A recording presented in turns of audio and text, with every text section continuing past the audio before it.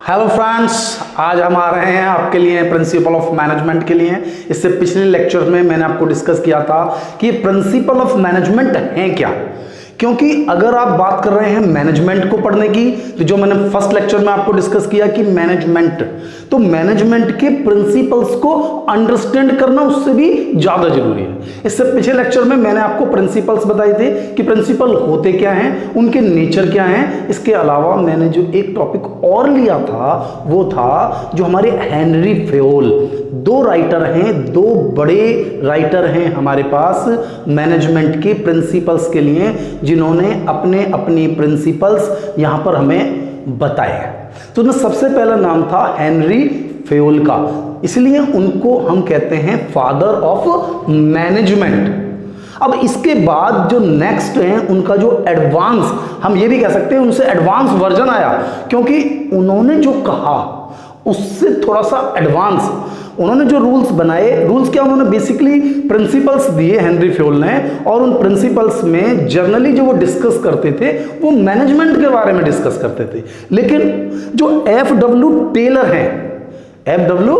Taylor हैं, ये Winston Taylor हैं ये, तो ये इन्होंने जो काम किया कि ये भी इंजीनियर है। एक्चुअली जो वो इंजीनियर थे हैं, ये भी इंजीनियरिंग, जो हमारा जो फील्ड है मैनेजमेंट का, ये इंजीनियर्स ने कब्जा किया हुआ है। तो लेकिन हम यहां मैं आपको समझाता हूं कि इन्होंने जो हेनरी फेयोल का जो कंसेप्ट था उसको काफी हद तक बदल दिया। इन्होंने कहा साइंस की बात, इन्होंने कहा साइंटिफिक मैनेजमेंट की बात, इसलिए इनको कहा भी गया फादर ऑफ साइंटिफिक मैनेजमेंट। इन्होंने साइंस की बात की, इन्होंने कहा, तो इन्होंने प्रिंसिपल्स ही नहीं बनाई, इन्होंने टेक्निक्स भी बनाई। समझ रहे ना, पहले प्रिंसिपल्स, इन्होंने 4 प्रिंसिपल्स दिए, 1 2 3 4। इसके बाद इन्होंने techniques the, techniques of management. तो इन्होंने बिल्कुल, मैं कह सकता हूं एकदम रिवोल्यूशनरी चेंज कर डाला मैनेजमेंट के कंसेप्ट में। तो यहां पर आज हम डिस्कस कर रहे हैं एफ.डब्ल्यू. टेलर को कि किस तरीके से साइंस के साथ आज उन्होंने वो छोटे से छोटे वर्कर, यानी कि जो हमारे मैनेजमेंट के 3 लेवल बताए थे, उससे भी नीचे जो लोग काम कर रहे हैं, जब तक हम उन्हें सेटिस्फाइड नहीं कर देंगे, जब तक हम उनको इतना डेवलप नहीं कर देते, तब तक हम ऑर्गेनाइजेशन में सक्सेस नहीं ले सकते हैं। अब देखिए, पुराने जमाने में और लेटेस्ट में बदलाव तो हैं, चेंजेस तो हैं। आज आप वर्कर से कोई भी काम आसानी से नहीं करा सकते हैं कि आप सोचें कि उससे मारपीट का काम करा लें।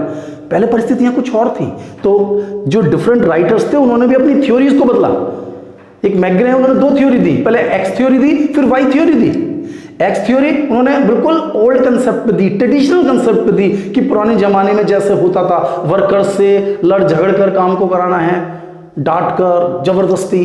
फिर उन्होंने वाई थ्योरी दी, मॉडर्न कंसेप्ट में उन्होंने, यानी कि अपनी ही पहली थ्योरी को दूसरी थ्योरी से चेंज कर दिया, क्योंकि जैसे इन्वायरमेंट चेंज हो रहा है, जो कंसेप्ट है वो भी चेंज हो रहा है। तो जो एफ.डब्ल्यू. टेलर हैं, उन्होंने मैनेजमेंट को बिल्कुल नए स्टाइल से डिफाइन किया। उन्होंने वर्कर्स पर ज्यादा एम्फेसिस किया, मैनेजमेंट के साथ वर्कर पर, कि जो वर्कर हैं, जब तक आप उन्हें आगे नहीं बढ़ाएंगे, जब तक वो जो हमारा वर्कर है, जो हमारा छोटा लेवल है, अगर वो अपनी ग्रेटेस्ट एफिशिएंसी से काम नहीं करेगा, तो जो हमारे रिसोर्स हैं उनका इस्तेमाल ज्यादा होगा, हम अच्छा वर्क नहीं कर पाएंगे, हम अपने टारगेट को अचीव नहीं कर पाएंगे, हमारे जो एम्प्लॉइज हैं वो सेटिस्फाइड नहीं रहेंगे। तो उन्होंने इसके लिए हमें 4 प्रिंसिपल्स दिए। मैं इनके अकॉर्डिंग आपको समझाने की कोशिश करता हूं। सबसे पहले उन्होंने कहा science not rule of thumb. Rule of thumb मतलब जो कह दिया बस हो गया, नहीं नहीं, ऐसा नहीं है। कोई बने बनाए रूल्स नहीं चलाने हैं मुझे। साइंस है भाई ये। जिस तरीके से दुनिया में बदलाव आ रहा है, एक एक्सपेरिमेंट के साथ डिफरेंट जगह पर डिफरेंट चीजें इस्तेमाल होंगी। आप, ऐसा नहीं है कि आपके मैनेजर के मन में जो आया वो फॉलो कर रहा है, नहीं, उसको देखना होगा। ये नहीं है कि उसका जिस तरह से मन बनता रहा वो अपने काम को कराता रहा। होता ना कि भाई पुराने old technique, hit and trial, कि भाई ठीक है हो गया, ठीक है, नहीं तो फिर दोबारा चेंज कर लेंगे, ऐसा नहीं है। ये science not rule of thumb. Not rule of thumb समझे ना, कंसिस्ट, जो पुरानी मेथड्स को लेकर आप चल रहे तो ऐसे काम नहीं चलेगा। यहां आपको स्टैंडर्ड्स बनाना होगा, एक वो ऐसी टेक्निक्स डेवलप करनी होंगी जिससे कि हम अपनी ग्रेटेस्ट एफिशिएंसी से काम को कर सकें।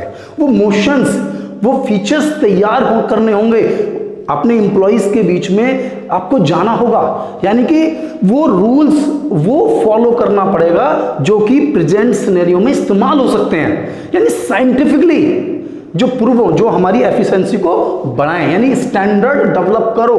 कि किसी एक एग्जांपल लेते हैं, किसी एक काम को करने में हमें कुछ एम्प्लॉइज चाहिए, ठीक है ना, तो उनका कितना टाइम चाहिए, 1 आवर, 2 आवर, 3 आवर, 4 आवर, तो उसके अकॉर्डिंग आपको काम करना है। यानी कि आप 100 यूनिट बना सकते हो 1 घंटे के अंदर, ठीक है। तो अब आप पुराना, ये आपने टेक्निक कहाँ से निकाली, पुरानी टेक्निक से, पुरानी लास्ट ईयर हमने ये रिजल्ट देखा था, ये रिजल्ट हमने नेक्स्ट ईयर के लिए कंफर्म कर दिया, तो नेक्स्ट ईयर में भी सेम कंफर्म कर दिया। ये कौन सी टेक्निक हुई भाई, ये तो पुराने मेथड्स को फॉलो कर रहे हैं हम। नहीं, यहां आपको देखना होगा कि हम अपनी ग्रेटेस्ट एफिशिएंसी से क्या काम कर सकते हैं। तो वो जो रूल्स और रेगुलेशंस हमें तैयार करने हैं वो साइंटिफिक हैं, वो स्टैंडर्ड्स डेवलप करने होंगे जिसमें कि हम अपने वर्क को आसानी से कर सकें। वो मोशन, वो मेथड, वो तरीका, उसको फॉलो करना है जो साइंटिफिक है और हमारे वर्क को एकदम आसानी से सॉल्व करा सके। तो यहां पर क्या देखना है हमें, ऑब्जेक्ट, यानी कि यहां पर कॉज एंड इफेक्ट। क्या चीज छोड़नी थी, देखिए मैंने क्या बताया आपको, science not rule of thumb. हमें वो फॉलो नहीं करना, हिट एंड ट्रायल मेथड नहीं यूज करना, ऐसा कर लिया नहीं तो ऐसा कर लो, नहीं तो ऐसा, ये नहीं। हमें जो देखना है वो कॉज एंड इफेक्ट रिलेशनशिप, यानी कि यदि हम ऐसा करते हैं तो इसका इफेक्ट कैसा होगा, तो उसके अकॉर्डिंग आपको वर्क अपने एम्प्लॉय से कराना है। अब हम इसी चीज में नेक्स्ट में चलते हैं, harmony not Discord. Harmony not Discord, देखिए 4 प्रिंसिपल्स हैं, चारों हमें लर्न चाहिए। जर्नली क्या होता है, केस स्टडी पूछ लेते हैं और हम क्या होते हैं, कंफ्यूज, अरे ये है, ये है या ये है। ऐसा नहीं, ऐसा नहीं, हमें 4 पॉइंट दिए हैं तो चारों को एक तो माइंड में बिल्कुल लर्न कर लीजिए, चारों को एकदम माइंड में लर्न कर लीजिए, ठीक है। Science not rule of thumb, harmony not discard, cooperation not individualism, development of each and every person to his and her greatest efficiency and prosperity. तो मैं चारों को डिस्कस कर रहा हूं। अब सेकंड चल रहा था हार्मनी नॉट डिस्कार्ड, यानी कि जो हमारे एम्प्लॉइज हैं इनके बीच हमें ऐसा रिलेशन डेवलप करना है जिसमें हार्मनी हो, झगड़ा ना हो। अगर हमारा एम्प्लॉइज से झगड़ा है, जनरली आप एक कंसेप्ट देखिए, अगर मैं बात कहूँ मैनेजमेंट और वर्कर्स के बीच में कंसेप्ट बना रहता है हमेशा। वर्कर ये सोचते हैं कि जो मैनेजमेंट है ये हमारा मैनिपुलेशन करता है, ये हमसे काम तो कराता है ज़्यादा लेकिन पेमेंट नहीं देता। और जो हमारे जो मैनेजमेंट है उसके माइंड में क्या रहता है, उसके मन में ये रहता है कि ये सब कामचोर हैं, सैलरी तो लेते हैं ज़्यादा लेकिन काम नहीं करते। तो अब ये जो कंसेप्ट है, अब ये क्या करेगा, ये कन्फ्लिक्ट्स पैदा करेगा हमारे वर्कर्स में। भाई हमारे मैनेजमेंट और वर्कर्स में क्या करेगा, कन्फ्लिक्ट्स पैदा करेगा। और इसका इफेक्ट क्या होगा, जल्दी जल्दी स्ट्राइक होगी नहीं होगी, स्ट्राइक लॉकआउट, तो फिर क्या होगा, कंपनी तो अपने आप बंद जाएगी, नुकसान किसका होगा, ऑर्गेनाइजेशन का। तो यहां पर हमें मेंटेन करना है। मैंने पहले कहा कि ये जो हमारे एफडब्ल्यू टेलर हैं इन्होंने साइंटिफिक पॉइंट ऑफ व्यू से बात की, इन्होंने उस छोटे छोटे वर्कर्स का ध्यान दिया। उन्होंने कहा नहीं, जो हमारे वर्कर्स काम कर रहे हैं जब तक आप उनको मैनेजमेंट में इन्वॉल्व नहीं करोगे, जब तक आप उनका विशेष ध्यान नहीं दोगे, तब तक ऑर्गेनाइजेशन अपने 100% एफिशिएंसी को अचीव नहीं कर सकता। तो यहां पर हमने क्या कहा, हार्मनी नॉट डिस्कार्ड। तो जो मैंने आपको पॉइंट बताया इसमें एकदम मेंटल रिवॉल्यूशन एकदम बदलाव हमें लाना है, यानी कि दोनों के एटीट्यूड में बदलाव, एटीट्यूड वर्कर्स का, एटीट्यूड मैनेजमेंट का। अब दोनों के एटीट्यूड में बदलाव आना चाहिए। वर्कर्स को ऐसा लगना चाहिए कि भाई जो काम करा जा रहा है हमसे उतना ही काम करा रहे हैं, यानी कम काम करा रहे हैं, अच्छे इन्वायरमेंट दे रहे हैं, हमारा बड़ा ध्यान दिया जा रहा है, हमें प्रॉपर सैलरी दी जा रही है, हमारा मैनिपुलेशन नहीं हो रहा है। उधर मैनेजमेंट को ऐसा लगना चाहिए कि वर्कर्स भाई कामचोर नहीं है, हमारे अच्छा काम करते हैं, बड़ा अच्छा डेवलपमेंट है, उनका तरीका है काम करने का अच्छा। एक तो मेंटल रिवॉल्यूशन, यानी कि दोनों पॉइंट्स को, चारों पॉइंट्स को हमें समझते हुए चलना है। यहां पर उन्होंने कहा कि rules not rule of thumb, वो रटे रटाए नियम नहीं लगेंगे। एक तरह से इन्होंने जो पॉइंट समझाने की कोशिश की वो हेनरी फेवल को क्रिटिसाइज किया कि नहीं नहीं वो रूल्स ऑफ थंब रटे रटाए नियम नहीं चलेंगे भाई, एडवांस चीज चलेगी, नई चीज चलेगी, नई टेक्नोलॉजी से काम करेंगे हम। इस तरह से यहाँ पर हार्मनी नॉट डिस्कार्ड कि मिलकर काम करना है, झगड़ा नहीं करना है। अब जैसे देखेंगे थर्ड ले लें हम, तो थर्ड भी कोई नया नहीं है, कॉपरेशन नॉट इंडिविजुअलिज्म। तो ये जो कंसेप्ट है ये भी इसी का एडवांस वर्जन है, इसी का एडवांस वर्जन है। यहां पर ये क्या कहते हैं कि हार्मनी तो है ही है, साथ साथ आपको एक बात का और ध्यान देना है कि एम्प्लॉइज के बीच में कंपटीशन को समाप्त करना है और उनके बीच में कॉपरेशन डिजाइन करना है। ठीक है ना, अब तक हम कंपटीशन की बात कर रहे थे कि भाई सबके बीच में कंपटीशन, उनका नहीं, कंपटीशन एक होना भी चाहिए तो थोड़ा हेल्दी होना चाहिए। और वो हेल्दी कंपटीशन, ये तो बल्कि कंपटीशन को मना कर रहे हैं क्योंकि वो कंपटीशन होगा तो कहीं ना कहीं डिस्टर्बेंस तो लाएगा। तो वो यहां कह रहे हैं कि कॉपरेशन होना चाहिए, अलग अलग लोग अपने लिए ना लड़ें, यहां पर मिलकर टीम स्पिरिट से काम करें। यानी कि यहां पर कंपटीशन की बजाय कॉपरेशन को इंक्लूड किया कि मिलकर काम कीजिए, किसी एक बंदे के लिए काम नहीं कीजिए, पूरे ऑर्गेनाइजेशन के लिए काम कीजिए। यानी कि एक ऐसा एटीट्यूड डेवलप करना है जो मैंने आपको यहां बताया। ऐसे यहां पर कवर हो गया नहीं हो गया? अब थोड़ा देखिए, हल्का हल्का सा ध्यान देना है, डिफरेंस बहुत माइनर से चल रहे हैं। Harmony not discord, cooperation not individualism. तो इसमें मैंने आपको बताया था कि सीधा सीधा मेंटल रिवॉल्यूशन, वर्कर और मैनेजमेंट के एटीट्यूड को ही बदलना है।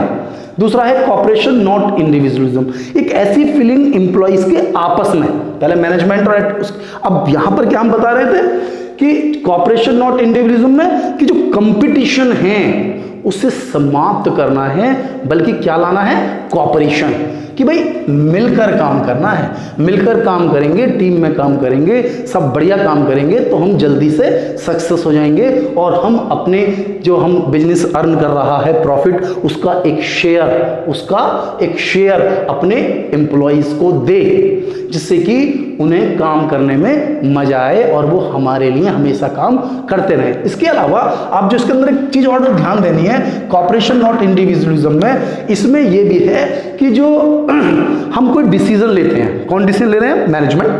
भाई क्या सोचता है मैनेजमेंट, जनरली मैनेजमेंट का कंसेप्ट होता है हमसे इंटेलिजेंट कोई है ही नहीं। अब अगर आप ये सोचेंगे कि हमसे इंटेलिजेंट कोई है ही नहीं तो आप दूसरे से कोई पूछेंगे ही नहीं। तो जरूरी है कि मिलकर डिसीजन लें और अपने डिसीजन के साथ जो एम्प्लॉइज हैं उन्हें इन्वॉल्व रखें, उन्हें पार्टिसिपेट कराएं। यदि आप अपने डिसीजन में उन्हें पार्टिसिपेट कराएंगे तो वो हमेशा आपका साथ देंगे, आपका विरोध नहीं करेंगे, उनका मनोबल हाई होगा, उनका जो मोरल है वो क्या होगा, हाई हो जाएगा। और मोरल जब हाई होता है तो एम्प्लॉइज बहुत अच्छा वर्क कर पाते हैं। तो मैं लगातार आपको बता रहा हूं, हम जो यहां डिस्कस करेंगे तो इन सब में जो आपको ध्यान देना है कि अगर केस स्टडी आए तो हम किस चीज की बात कर रहे हैं। ठीक है, यहां पर साइंस की बात कर रहे हैं, यहां मेल मिलाप की बात कर रहे हैं, झगड़े को दूर करना है, यहां पर कंपटीशन को समाप्त करके कॉपरेशन को लाना है, एम्प्लॉइज के बीच में जो मैनेजमेंट डिसीजन ले रहा है उसमें इन्वॉल्व करना है ना। कि केस स्टडी दी कि जिसमें हमने मैनेजमेंट ने कोई डिसीजन लिया तो उसमें इन्वॉल्व किया वर्कर्स को, तो कौन सा है भैया, कॉपरेशन नॉट इंडिविजुअलिज्म।